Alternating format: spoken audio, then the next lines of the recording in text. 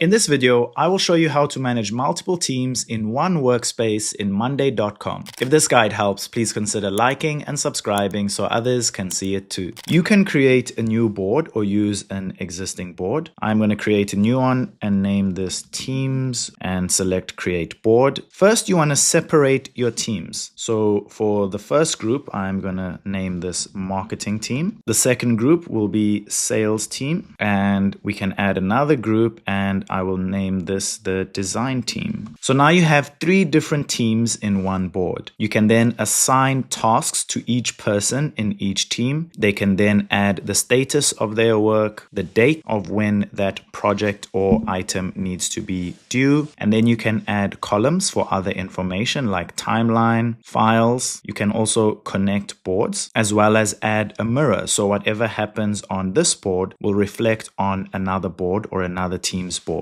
You can then also automate workflow. So for example, you can create a workflow where one team or one person completes something. It will then notify another person that this item has been completed. If this video helped, don't forget to like and subscribe.